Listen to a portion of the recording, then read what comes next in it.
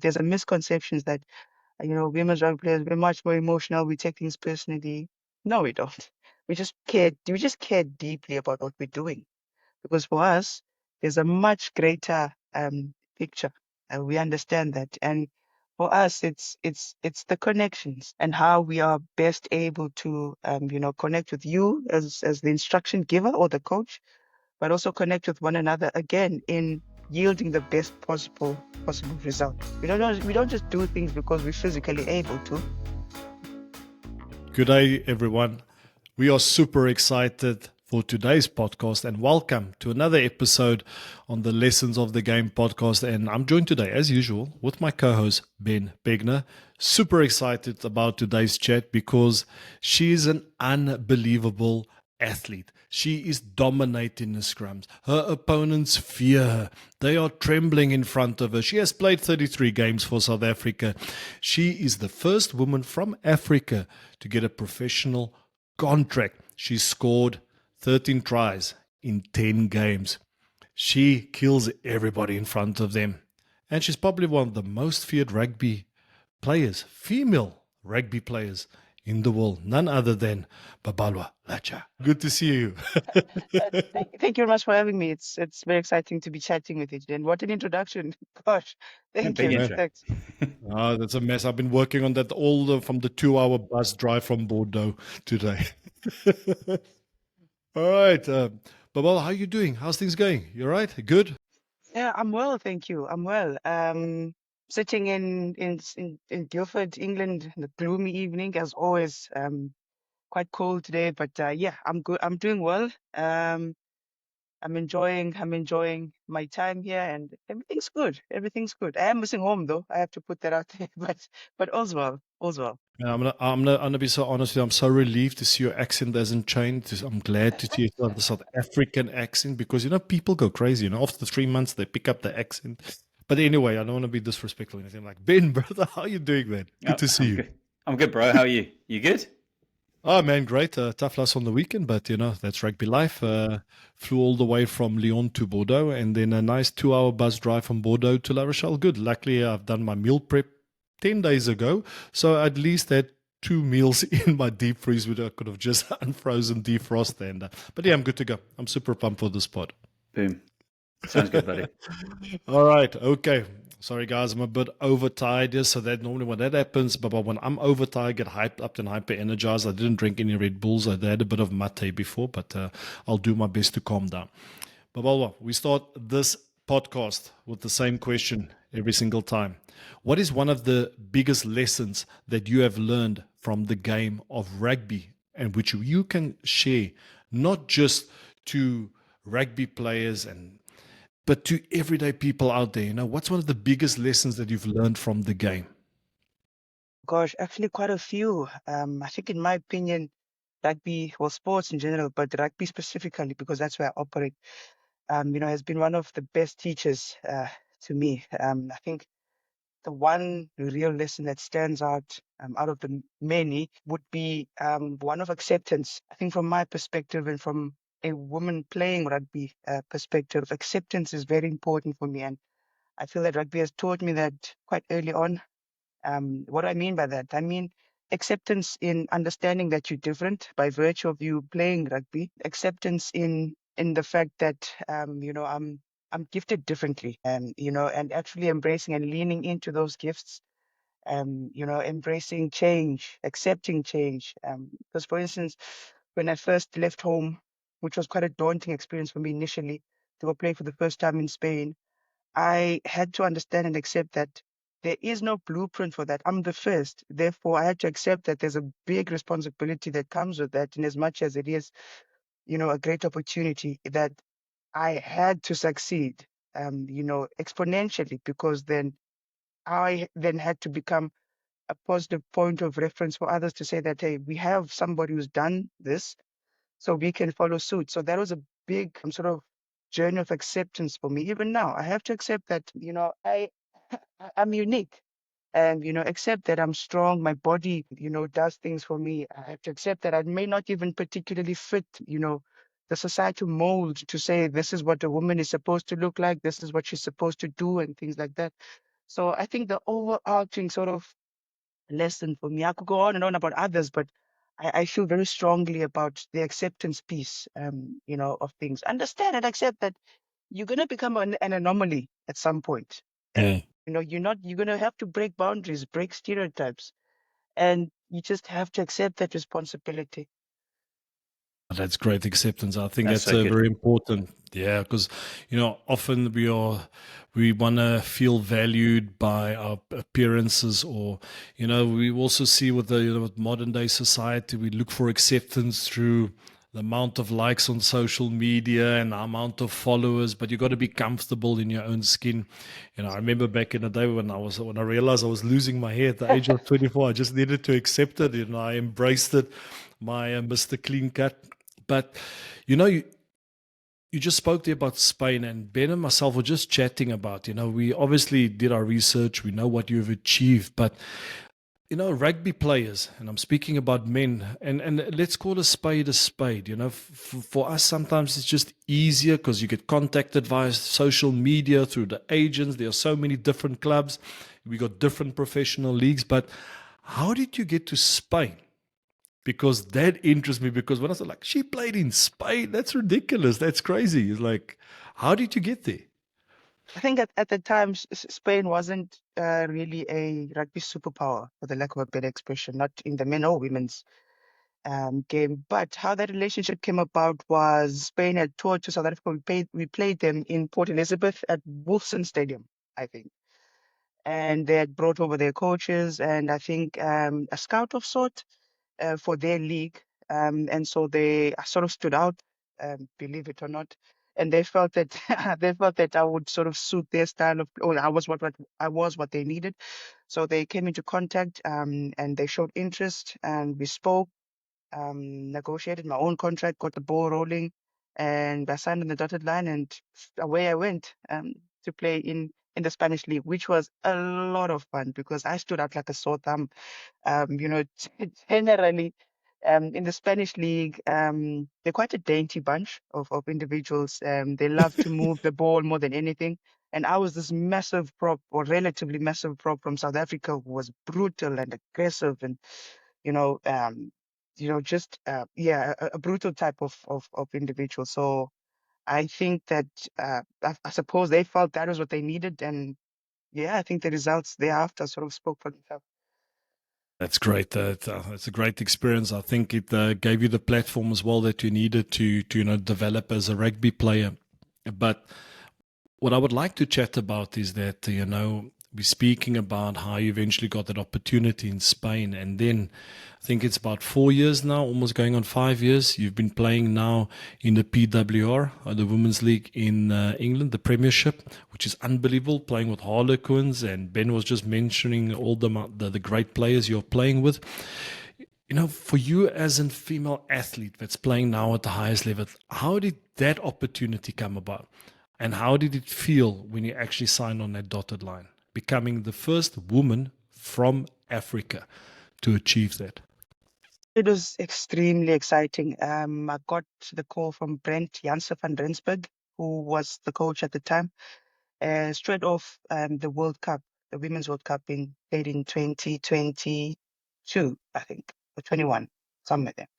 But we spoke off of the back of that, and you showed interest, and I was ecstatic because I had done a bit of research and I kept, my finger on the pulse a bit about, what's happening in the English league and things like that because I aspired to play this side. I saw the likes of England and New Zealand, and I would always think to myself, what would it be like for me to, play at that level? So it had always been a dream. And when I got the call, it was event for me. It felt like a dream had actually come true. So I grabbed that opportunity with both hands. I first came for the 2022-2023 season, which was my first. I was this wide-eyed, relatively young prop who had this amazing, you know, brute force and power, but had a lot to learn. And so I embraced that. I learned as much as I could,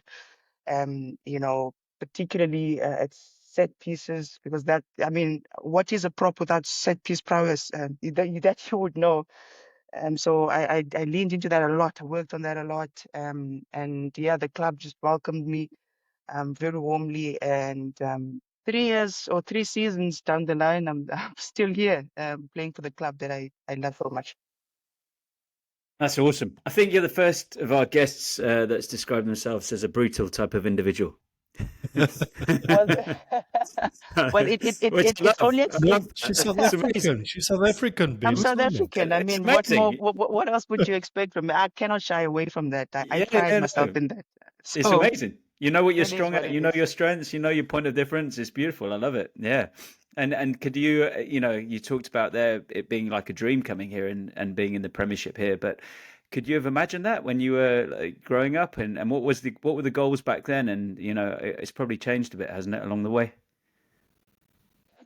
I'd like to think it's changed dramatically because where I'm from, one doesn't really get to dream that big, um, because the environment and the surroundings aren't quite conducive of that. I'm from Kailita, Cape Town, which is a quite notorious township, to put it in a very nice way, I suppose. And so at that time, growing up there, I've always had this desire to be different, to see something different, to want more out of what I saw on a daily basis. And I think that having contact with rugby and the people within that space, almost, for the lack of a better expression, almost gave me the permission to want to dream bigger. And so that then sort of molded how I started seeing myself, seeing my circumstances, seeing my future and what type of vision I started having for it. I've always known that I would be involved in sports. I've always known because I've always loved it. But when rugby found me in my early 20s or 21, I suppose, at the University of the Western Cape, where I'd studied towards a law degree, it felt right. And I felt a great sense of liberation where I could be myself. I wasn't awed for having these insane dreams that didn't quite fit, people like me or people who came from where I came from. So, yes, it's been a journey, I would imagine, that sort of, evolved and developed over time. Babalwa, like you mentioned Kailita, and some of us have been there, and we read about and people like yourself talk about, yeah, I went from here to here, and you say it quite matter of factly because it's it must have been it's a journey, obviously, to UWC and all these.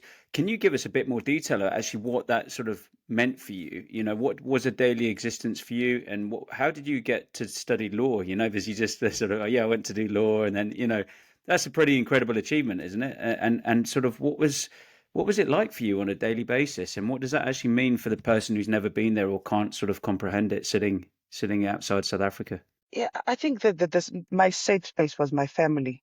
I was very fortunate to have a small, very supportive family.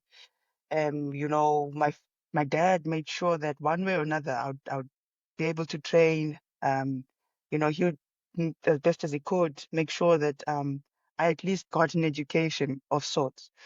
And I think by me studying law, I've always had this sort of advocacy element of me. I've always wanted to change something. Injustice just didn't sit well with me. I hated the fact that, young people in my community lacked sporting facilities, or, they were just existing and not truly honing in on their potential. Like things like that wouldn't sit well with me. And I always felt that I needed to change the world or do something. That is what actually sort of informed my decision to study law. I thought I would be this amazing legal eagle, the voice of the voiceless type of a vibe, which turned out to be quite different. As I obviously matured and learned about life and things of that nature. But I say, like you put, I say all of those things quite matter of factly because that was my daily life. To and from training, I had to be careful where I walked. And I had to ensure that I was relatively safe, whatever that would mean. Going for jogs in the, in the evening, wasn't quite, it was an extreme sport, really. You had to be careful what you wear, where you run, where you train, with whom are you with. And for the most part, my father did as best as he could to sort of accompany me to my trainings, early on. And, when I would go for road runs, he would come with me. The byproduct of that is that he got fitter. So, um, but yeah, my childhood was relatively happy because I've always been active and I had the support of my family, but just the day-to-day sort of, day-to-day life in that environment was, it was quite dangerous. Let me just be honest with you. It was quite dangerous. You get to see things that no young girl should. And so for me, it was a conscious decision. I was like, I need to become a lawyer. I need to change the world. I need to, be a champion of what's right. And yeah, when I registered at the University of the Western Cape, fortunately for me, I was quite bright. I don't know what happened. Maybe too many knocks on the field. I don't know. To the head, I'm not sure. But I was quite a bright individual as well. And I got into the university quite easily. And yeah, so I started studying towards a law degree. And I met incredible people there. My mentor, Advocate, was in Zozoyan, who was also my coach when I started playing the game, playing sevens. Oddly enough. Yeah, I think that for me was the turning point when I picked up that rugby ball at the University of the Western Cape and started playing sevens. The sevens journey took off. I went to a whole sevens World Cup until I discovered 15s, and I found my niche there. I was like, I'm definitely a front row in I love 15s. that. Thanks for sharing that. It's really really good to understand better. I think it's really important that people actually appreciate the journey you've been on in its entirety. But well, you know what? Thanks for sharing that. Being a South African as well, and we all know South Africa has its challenges, and that just makes it so much more exceptional what you have achieved. Despite circumstances, and a lot of youngsters, either when things get tough, they will just stop, and it's a massive inspiration to see how far you've gotten. But what I would really I wrote down here, and when you spoke about law, you don't want to become a lawyer because you want to earn good money and have a nice house. What I really like is, and this, you see it on your platform, you see it on your social media profile, your work ethic and your grind. And you mentioned there you wanted to be a champion of the world, you want to impact change. And the question I have is, that's what one of the reasons you wanted to study law. Is that one of the big drivers in your rugby career that pushes you? Because sometimes I go on your profile because I'm like, and I look like, oh, she's killing it. Okay, right, let's go. So you motivate me sometimes, when I'm like, oh, I need to find the energy in it. Like, I really admire you for your efforts. And so does that fuel you still today? One of the reasons you wanted to become a lawyer is become a champion of the world, impact change, help people. Does rugby still help you fulfill that purpose? Absolutely, 100%. It definitely does. And one of the best things about the game is that it gives you access to platforms, perhaps even platforms that I never would have thought that I would have access to. It gives you access to audiences.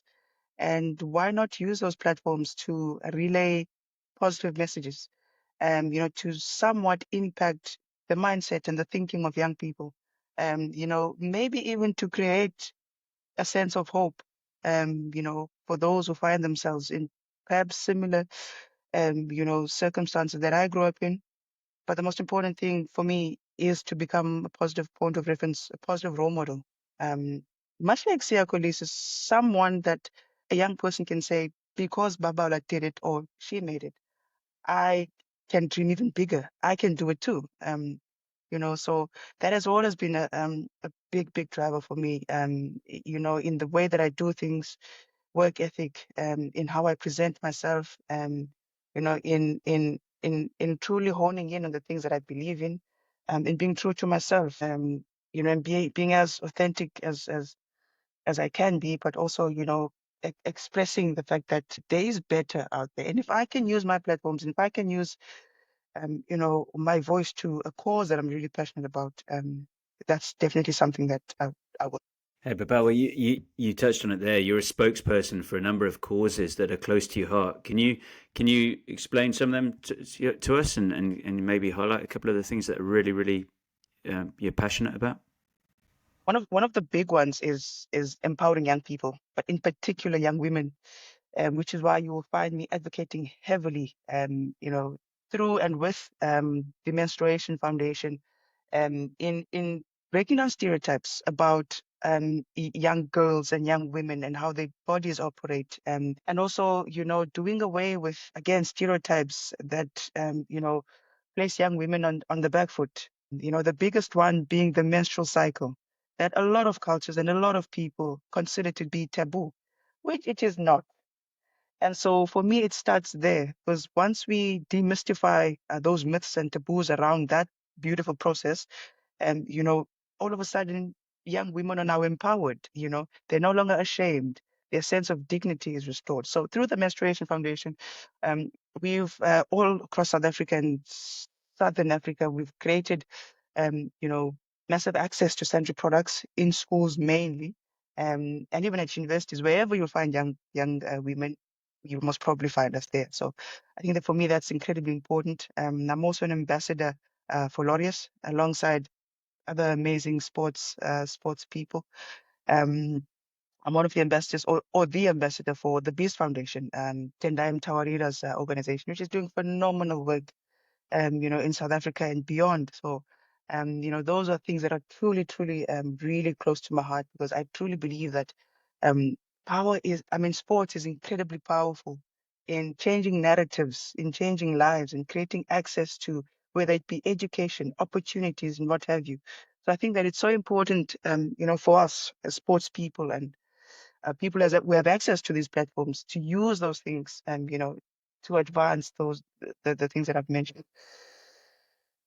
Babal, like you just mentioned, and that we spoke to Ben before, we really wanted to also give you the platform to share what you're doing with the Menstruation Foundation, because that's very important. Like you just mentioned, when we talk about it, kind of comes taboo in the topic, and it's that's part of who you are as a female athlete, and it has an impact on your performance, has an impact on your game.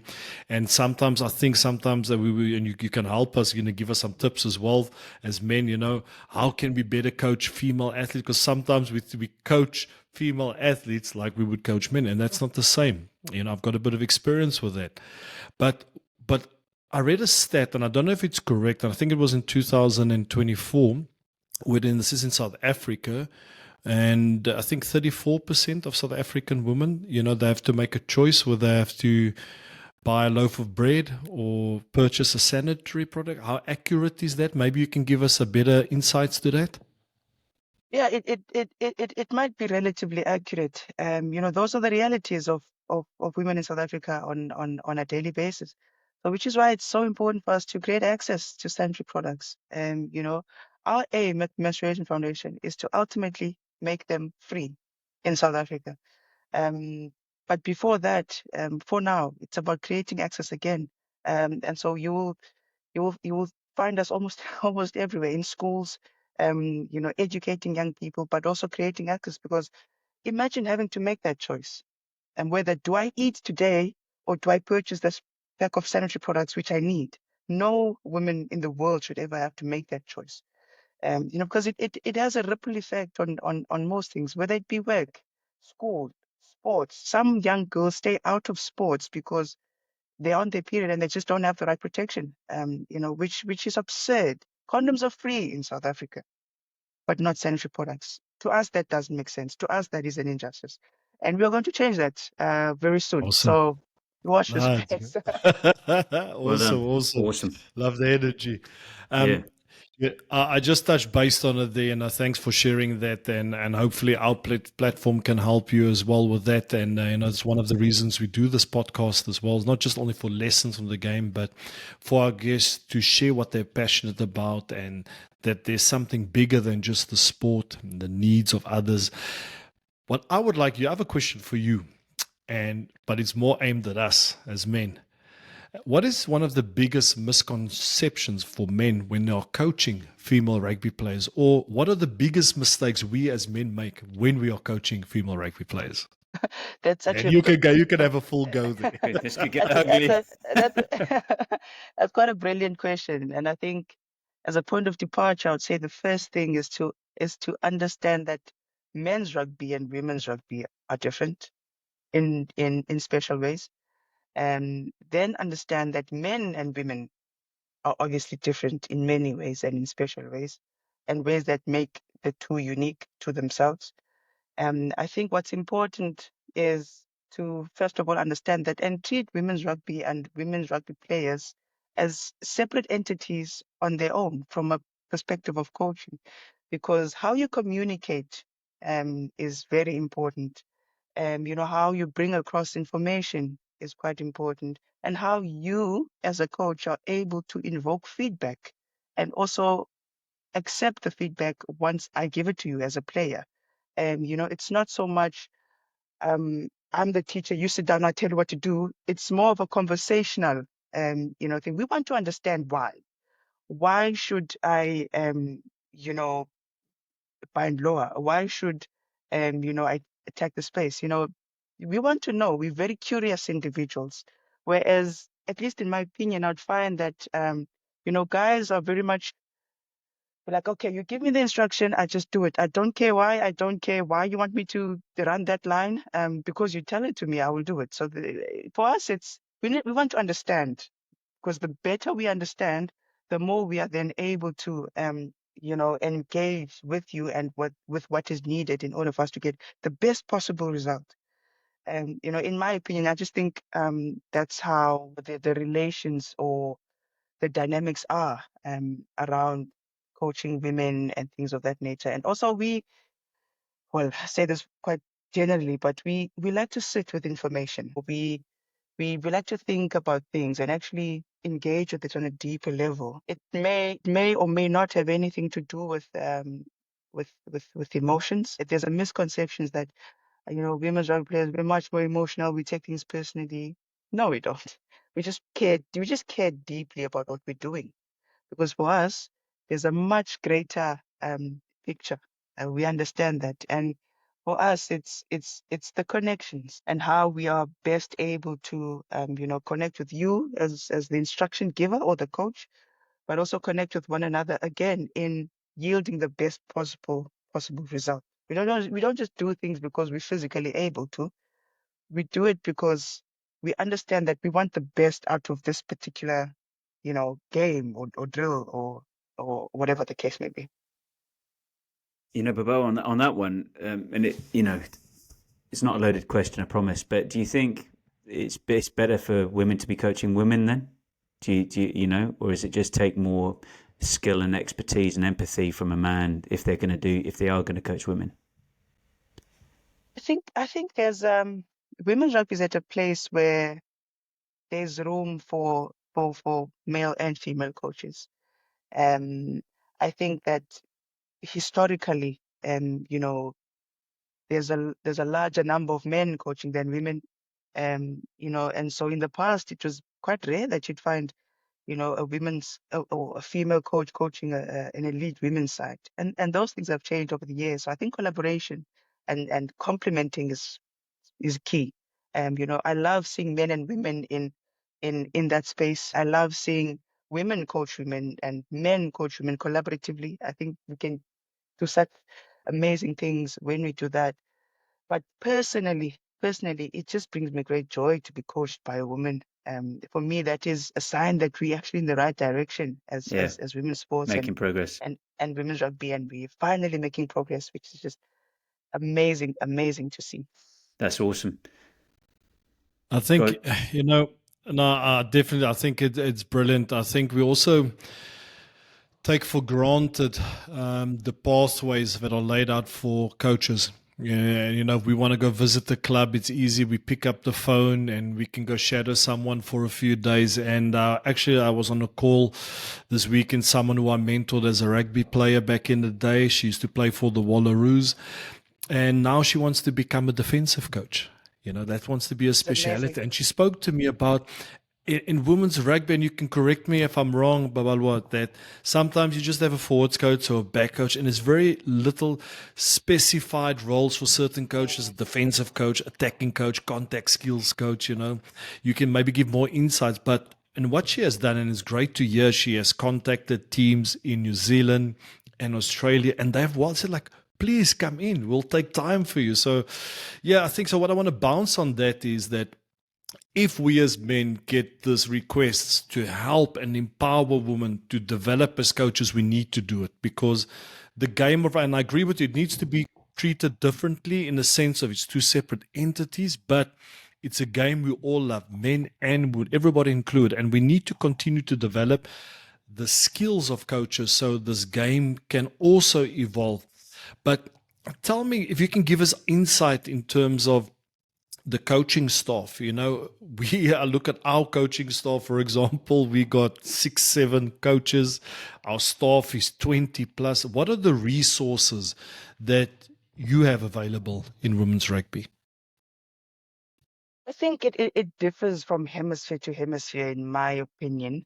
Um, this side with the Harlequins, I find that the coaching group is larger. We have a head coach, a scrum coach, a forwards coach, a defense coach, and things of that nature.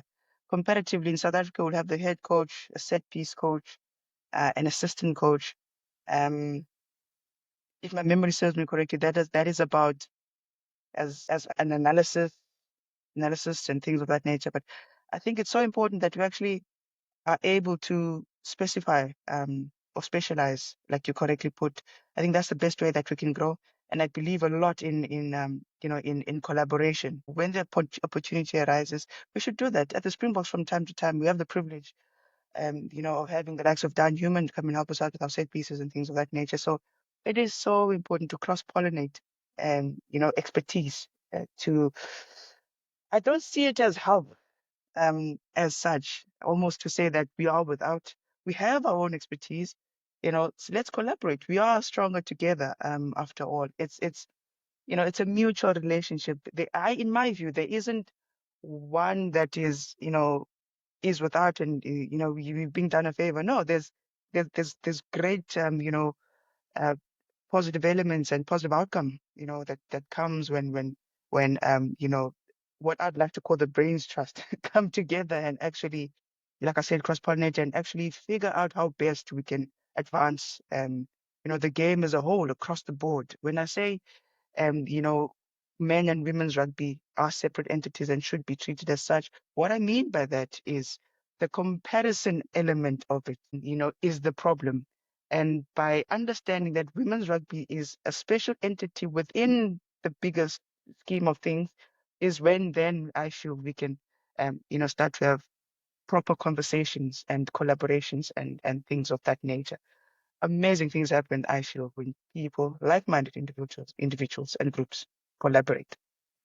That's so good. When you have, as a coach, I think most good coaches, they have a growth mindset. They want to learn. So if they're coming to work with something that some a group of people they've never worked with before, you're thinking this is a great time for me to learn as well, isn't it? And it's a two-way, as you said, it's a collaboration. It's a two-way street. It's a big year for you, isn't it? The World Cup.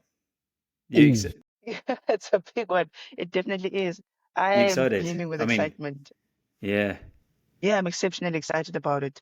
I'm excited about the prospect that the Springbok women will come over to England, and compete, and not just participate but compete in the grander stages of all. I think who better than to host a World Cup than England? The PWR is absolutely amazing, in my opinion, the best league in the world. I'm really privileged to get to compete with some of the best in the world on a daily basis. And I think that for us back home in South Africa, it means so much to have qualified, for the World Cup. It means that we headed in the right direction, and that women's rugby in South Africa is growing in leaps and bounds, and that we deserve to be on the world stage. And I think that's where we belong. And I'm so excited for the whole world actually to come together at the World Cup and display what women's rugby is truly, truly about. It's a contagious energy. It's an energy that never stops. And I think women's rugby are on a revolution, I think. Yeah, it's we were talking about G and I were talking about it. It just keeps on seeming to. It's exciting. There's an energy, like you said. Like I live near Twickenham. G's in France, and the French game, the women's game there is going like this. But here with the PWR, the games, like at Twickenham that you guys played in, annually, and that's huge, isn't it? And Alona Mar coming to Bristol, it seems to every week be sort of ratcheting up. It's infectious. It's exciting. Absolutely, and world records are being broken on a regular, in terms of attendance and capacity and who we are able to bring, to the PWR and to women's rugby. And I think that there's nothing wrong with being a superstar within the women's rugby space. I think one of the values that rugby teaches you is to be humble. But I think there's a big difference between being humble and playing small. And I think in women's rugby, the time is that for So that good. has come and gone. We need to embrace that we have exceptional global superstars within our game. And it's just so exciting to, you know, put them up there and to put the game, out there as much as possible. So good. I couldn't agree more. It's brilliant.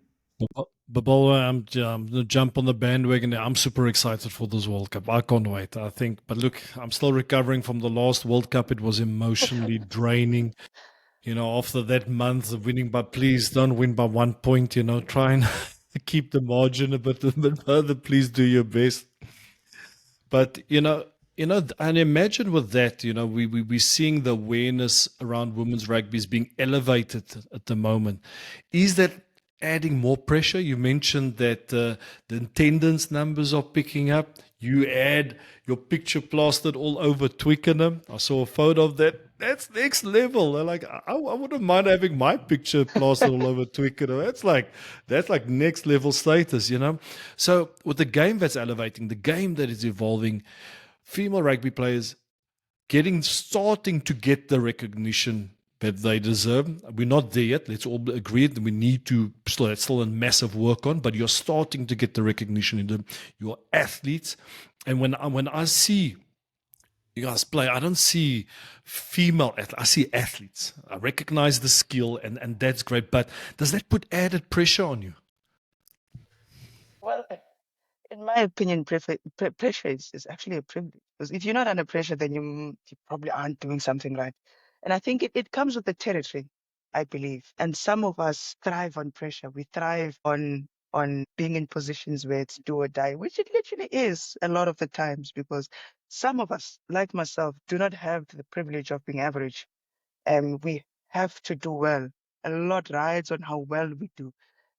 So the naturally to sport, any sport. I believe that pressure is part and parcel of it, but also pressure, like I said, is a privilege, and pressure, I think, is something that we can, convert into energy.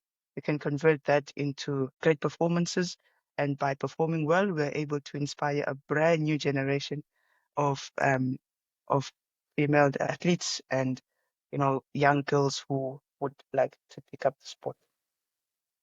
Great. Pressure is a privilege. I totally agree with you there. But Ben, I apologize in advance. Normally, you're the one that geeks out. So now I'm going to geek out. So, you spoke about there's a bit of an inside joke. He goes completely sometimes off topic. We It's was not. like, It's this the is topic. amazing It's stories, this and he is a geeks rugby out in life. rugby and everything. Like goes crazy. But he's a performance analyst. He worked with the RFU back in the day, so we'll talk about that. But you spoke about something earlier, the major differences between the men's game and the women's game. But if you can maybe first start off, one of the areas which we're both passionate about is the scrum. Is there any major difference from the men's game and the women's game when it comes to the scrum? And then second thing, what are the major differences in the game for you compared to men's rugby and women's rugby? I think broadly, a scrum is a scrum, eh? Um, I think for the women, for us, at least in my opinion, in my experience and opinion, for us, it's at the scrum. Yes, it's about brute force and all of that, but also it's a mind game. It's yeah, there's more. I find that with us is there's much more emphasis on the technicalities of it, um, more than just two pegs just shoving at each other. It's very much a mind game as well. It's a place where we get to exert dominance. We get to show the other team or the other person right in front of you who's in charge. You know, it's where you get to express yourself. It's where you own that space, and that's empowering. It's quite an empowering experience for me. So comparatively with the men's game, from my view at least, is that it's it's about strength, who's stronger than the other, who gets to dominate the other. Yes, it is about that, but I think it's beautiful how we are able to manipulate it. How the process of the scrum, that is, how we are able to use it as a form of expression, and really how we are able to get into each other's minds, and mess about, as the English like to say, in that space. So it's quite interesting for me, and I really, really, enjoy it, because a good scrum for some people will determine how well the rest of the game goes. So it's about just getting in your opponent's head, showing them who's boss, and actually setting the tone for the game, and actually telling them that you actually have to go through me. Let's roll. Let's go. So I get very excited about that. And I think the game as a whole, in my opinion, I think women's rugby is so entertaining. It's energizing, it's electric, it's just all around fun, in that it creates community. And anybody and everybody can come through to watch, and the skill set is much higher. um we are able to pull off things that are mind blowing, cross kicks and skip passes and what have you. For me, those things are just absolutely amazing. The physical component of it as well, massive tackles, big ball carries, and the combination of those, I think we're able to balance it out so beautifully that it creates pure mind blowing entertainment. Whereas I think the men's game, in my opinion, can be quite boring at times. I'm sorry. I'm just saying it like it is. It can. Hey, you just killed me. You got me so You know, emotional explaining the scrum from your point of view. I had goosebumps, and then you just took the mad out of me. it feels like it feels like it's just people just want to run into each other. We love the skills element. We love the soft skills. We love to see those passes. We love to see that jouet rugby. We love to see all of that. So that's just my opinion. Of course, I could be totally wrong, but that is how I see it. That's amazing. Now, G, you've given me license to geek out because you started it. So I'm going but honestly, it's just a quick follow-up question on that.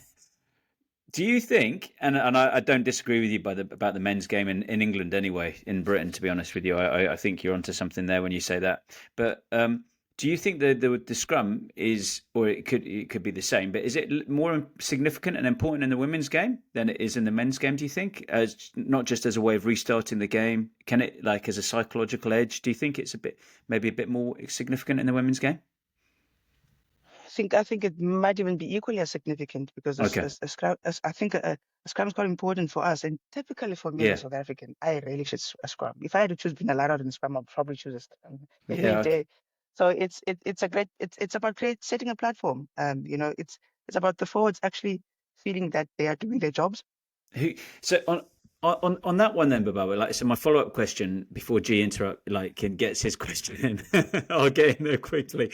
Like, my follow up question is, then, you are, as you spoke about, you're a pioneer. It's incredible. Like, when we sort of sit back and reflect, like, so you're the first doing all these things.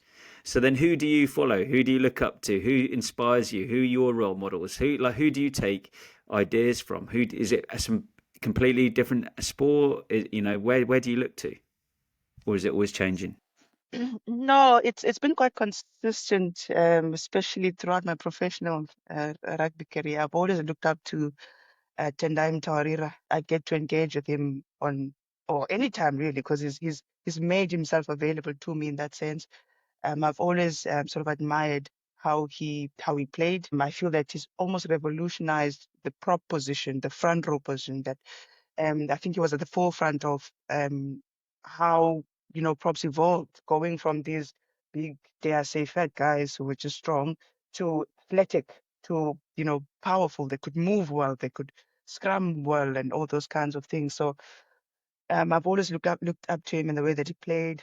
So he's always been a big sort of influence, purely from a rugby perspective. And post his playing days now, He's just an astute businessman, but also a philanthropist. Things of that nature. I've also looked up to people like Serena Williams, who too have revolutionized tennis completely. She set the bar and kept raising it, in my opinion. I've been inspired by the likes of Caster Semenya as well, who through massive adversity, was true to herself and also, just changed her event in athletics, altogether.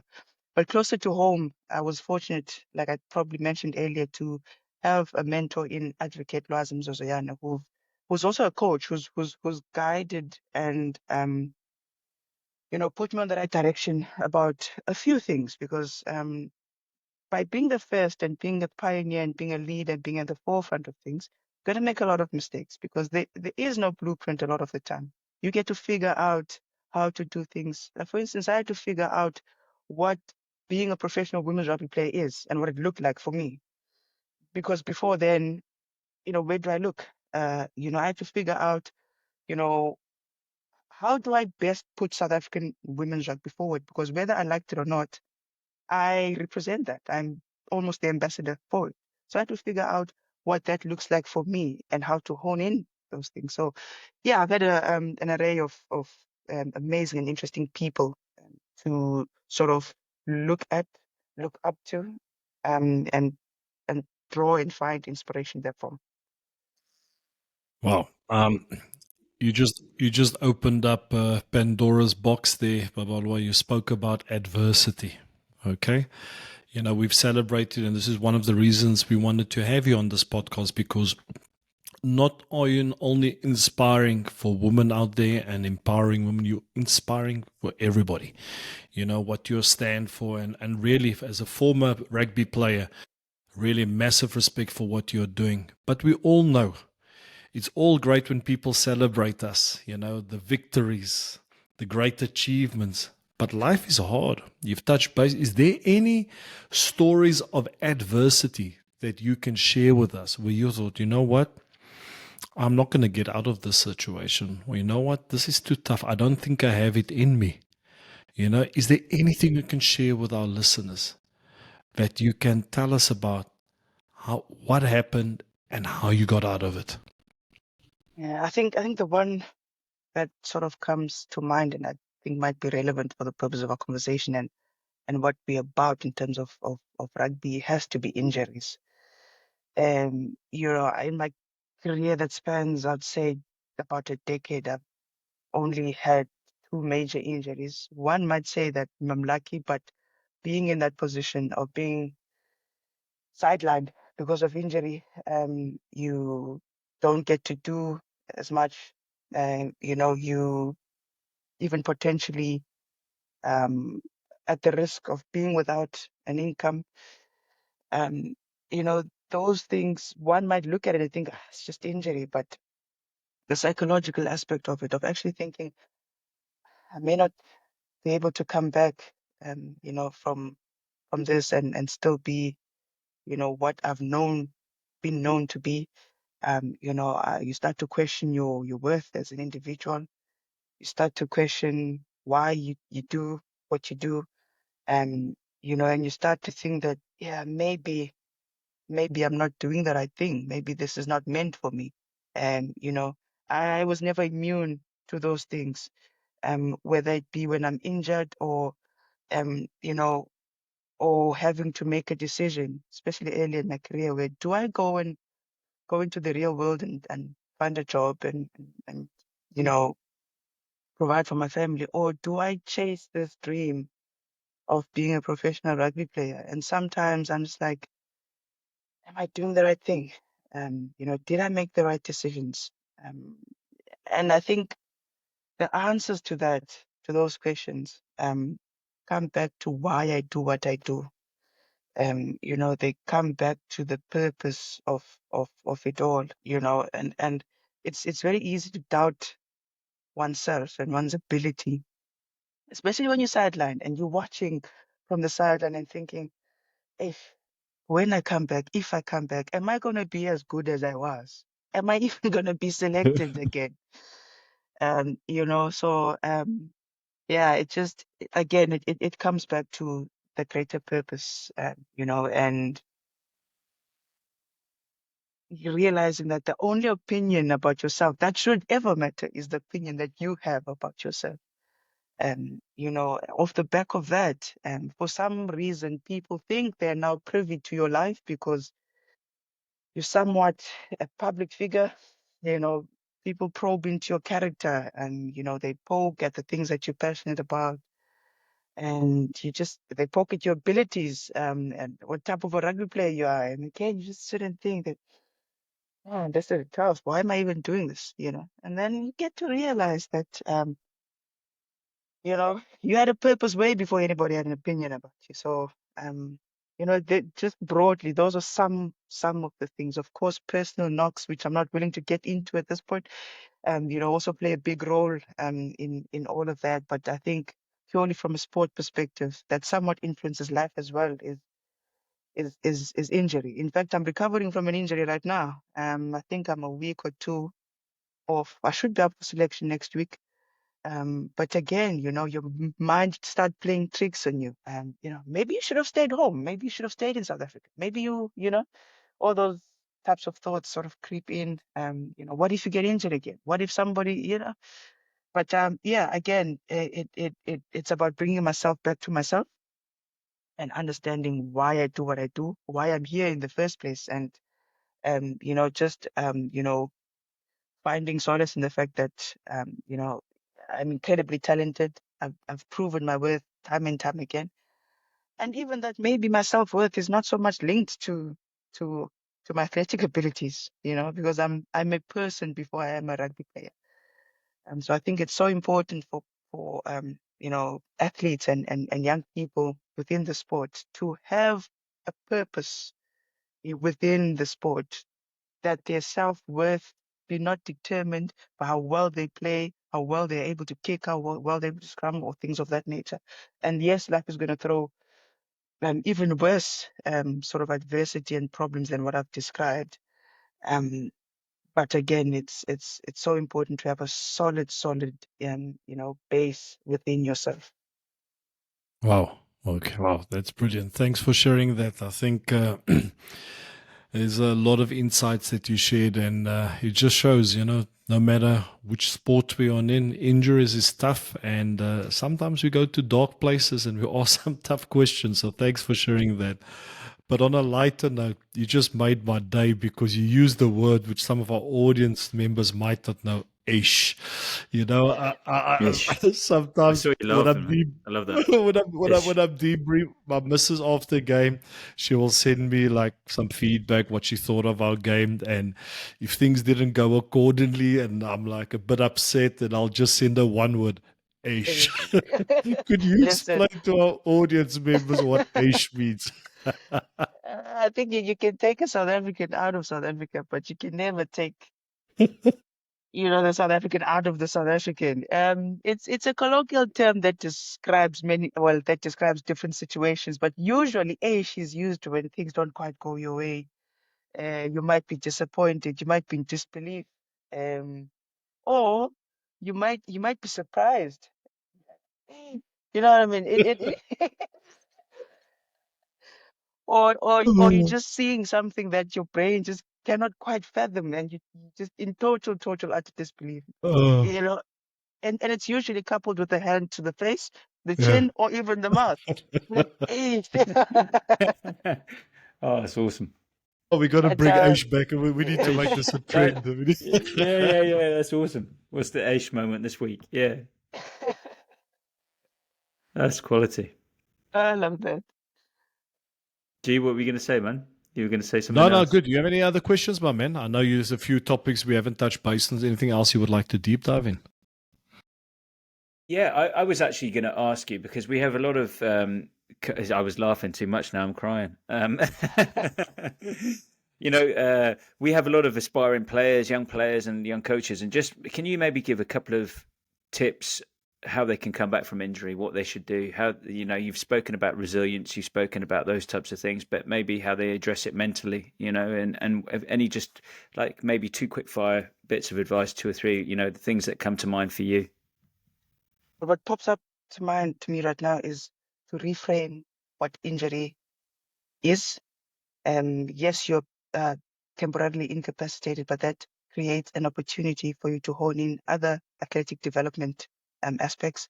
So yes, you are not able to play, but use the time, the recovery time, to hone into other aspects. Get stronger, get sharper, sharpen your skill, even sharpen your the mental aspect of the game, because the mind is just as important as the body.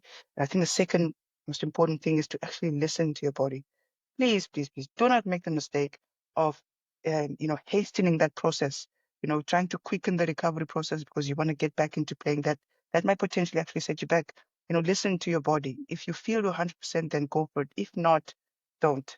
So be very attuned to what you feel and what your body tells you. And thirdly and lastly, try to be, or try to contribute in a different capacity to your team, whether it be you can analyze scrums if you like, if you're a front rower, you can give feedback to other players, things of that nature. So being injured doesn't necessarily mean you are totally incapacitated. Be creative about it as well. That's good. Love that. Great, great, great. So I'm going to do something different here, which we haven't done on the other shows. This is something which we normally do when we get new players in our team, especially in the forward pack. You got to present yourself. So I got a few quick fire questions before Ben will be closing out the show for us. So, what would you say is one of your biggest strengths, Hey, except being brutal? Great. Oh God, you got me excited there for a bit. But yeah, I pride myself in ball carries. I feel that I'm a very strong ball Oh, carrier. And on either side of the ball, really, fantastic tackler as well. Yeah, Even and if you as a want, human being, outside of the sport, not to blow my own horn or anything like that. I think outside of the sport, I consider myself to be a very thoughtful individual. I consider myself to be, somebody who walks within a truth and a strength, but also understand that I do have weaknesses, and I'm more than willing to learn. okay, some of your weaknesses, not just as a rugby player. I think as just as a person, I think I can be quite impatient at times, because something irritates and frustrates me, and I want to change it now. Sometimes that doesn't quite yield a positive result. So in as much as I'm quite an advocate and I want to see change, sometimes things won't change now. It would take 5 to 10 years even. So I think I need to be a little bit more patient. Okay, what do you hate? I hate injustice. I hate discrimination on any ground. I hate seeing people being disenfranchised for any reason. I feel that as the human race, we can do phenomenal things if we are much more tolerant of each other and are able to hone into and collaborate, like I had mentioned earlier, hone in, collaborate together to make the world a better place. Last one, what do you love? I love many things. Outside of rugby, I love being on the beach. I love being in the sun. I think that answer is actually influenced by where I am right now. I love being in the sun. I love seeing young people thrive. I love seeing young women being empowered and you know, just living their best life and to their truest and best potential. I love seeing those things. that's Oh, awesome. Great, and I great. love my family. And I love my family, of course. Oh, don't They forget won't about forgive me that. for that, I'm, but I I'm love gonna my family. I'm gonna tag a quick one on the end. And what are your short term and medium and long term goals? I think short-term goals is to come back for the playoff semi-final and final for in the PWR for the Harlequins. Medium-term goal potentially the World Cup. You know, continue to play international club rugby abroad, but purely from a life perspective, the short-term is to be able to continue to be a great example and great role model to young people. Long term would be to create and to continue to build towards a fantastic legacy that will hopefully echo through generations and way after I've finished playing, and I hope that I can be able to measure how well my legacy has grown and is by the amount of impact and lives I'm able to touch in whichever way possible. That's beautiful. Thank you. Thanks for sharing that. It's been so good having you on. I've got a feeling that we'd love to get you on again and just hear how the journey's going. Especially as we get closer to the World Cup. And I'd love to get some more insights about how you mentally address the game. I've got a feeling that's a real strength of yours, and how you approach the mental side, the psychological side, the stuff you sort of gave us an inkling into with the scrums. I think it'd be brilliant to hear more if you can come back on summertime. That'd be amazing. That's really good. I'd love that. I'd love that. Yeah. I guess so. We always ask, sort of, the last question is, what lessons have you taken from the game that you've taken into your everyday life? Is there one lesson that you can tell us, please? Yeah, of course. I think determination, which speaks a lot to resilience, and I think that is, sort of the overarching sort of themes throughout that one gets to hear about. But gosh, it takes insane and almost unreasonable determination um, to be in the space that is the women's rugby space, to stay in the women's rugby space, and actually want to see it be in a better place. And it coupled with commitment. In my opinion, it's a lifelong commitment. To do what I do and to be where I am. So yes, unreasonable determination, unreasonable and unwavering commitment. I think those two really, and of course at the top of it is acceptance, which I highlighted earlier in the conversation. I think those three things, yes, the hard work is important, yes, the grit is important, but if you aren't committed insanely and aren't determined insanely, you will not want to see it through. So the unreasonable determination and the unreasonable commitment is what I think will allow you to see it through right until the end. Thank you. That's amazing. I love that. Insane commitment and brutal, like the brutality. I love it. That's amazing. Thanks. You just have to be unwavering. You just I have love to be Oh, it. unwavering. I love it. It's very oh, clear. It's amazing.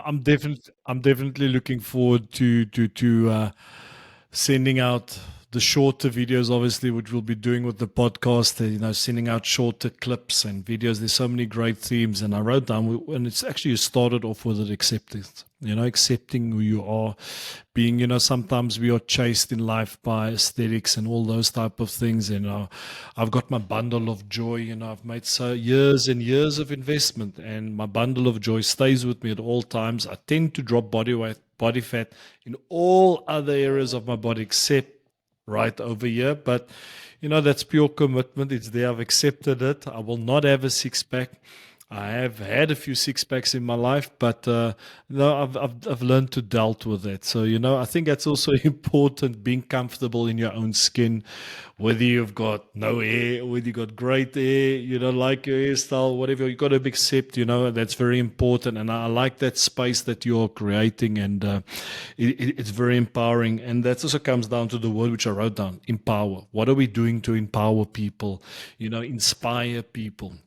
And then, which Ben just touched based on, I love this: insane and unreasonable determination to be in this space or to stay in that space.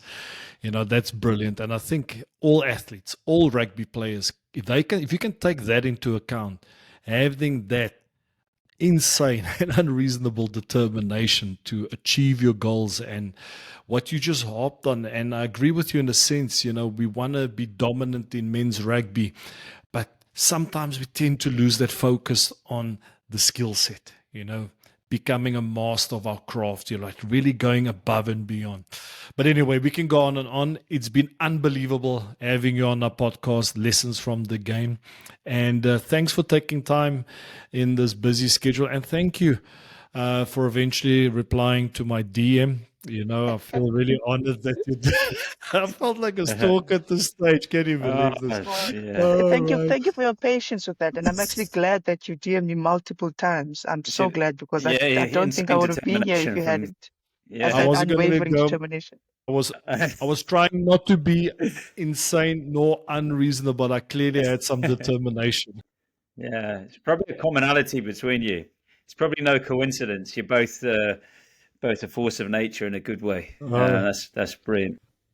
All right, awesome. So for our audience, thank you for taking the time for listening or watching our podcast, Lessons from the Game. If you enjoyed this, please share it with your friends, like and subscribe, and also follow Babalwa on her social media platforms. Send her a message, get her pumped up, and especially help her to get pumped up for that Rugby World Cup. All right. All I'm going to end up with this podcast is that they don't know what we know. All right. Have a good day. Hulle weet nie wat ons weet nie. Love it. Love it.